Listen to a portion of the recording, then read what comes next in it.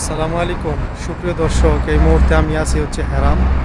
আর আমার পিছনে যে জায়গাটা দেখতেছেন, এটা হচ্ছে সেই জায়গা যেখানে জাহেলিয়াতের যুগে নবী করিম সাল্লাল্লাহু আলাইহি ওয়াসাল্লাম যখন ছিল না, তখন যে কন্যা সন্তান জন্ম নিলে মক্কাতে তাদেরকে জিন্দা এইখানে দাফন করা হতো। মক্কাতে জাহেলিয়াতের যুগে যখন কন্যা সন্তান জন্ম নিত, তখন তাদেরকে এখানেই দাফন করা হতো জিন্দা। এটা হচ্ছে এই মক্কা হেরাম শরীফের সাথে। অনেকে এই বিষয়টা জানেন না যে এটা কোথায়। অনেক সাথী ভাই মোয়াল্লেমদের সাথে আসেন, কিন্তু তারা জানেন না যে এই জায়গাটা কোথায়।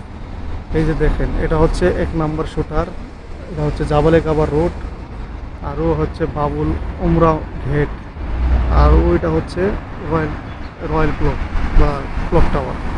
আর এটা হচ্ছে বেসমেন্টের যে গাড়ি যাওয়ার রুট আছে সেটা।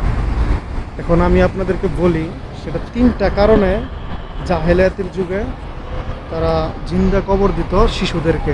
কন্যা সন্তান জন্ম নিলেই তাদেরকে জিন্দা কবর দিত।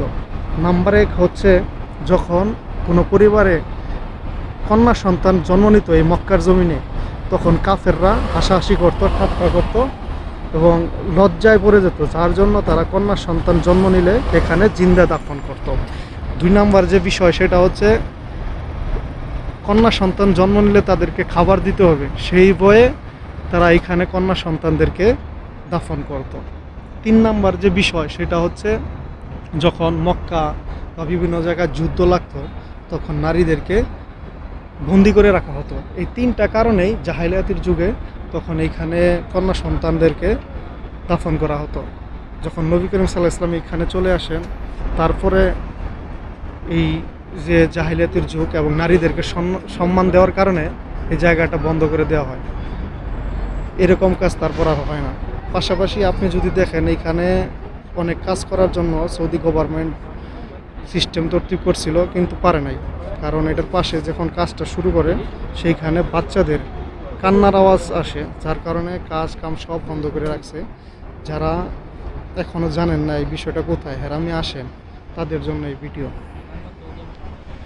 এই জায়গাটা হচ্ছে, আবারও বলি, ওই যে সামনে দেখতে পাচ্ছেন গেট, এটা হচ্ছে বাবুল উমরার গেট, আর এটা হচ্ছে ক্লক টাওয়ার, আর এটা হচ্ছে 1 নম্বর শুটার। হেরামের একদম কাছেই, যারা জানেন না তারা দেখে নেন। এই হচ্ছে জায়গা, এখানে লেখা হচ্ছে সুবহানাল্লাহ আলহামদুলিল্লাহ, এই তো লেখাটা। এই হচ্ছে ভিডিও। আর এই সামনেটা হচ্ছে জাবালে কাবা রোড, জাবালে কাবা রোড।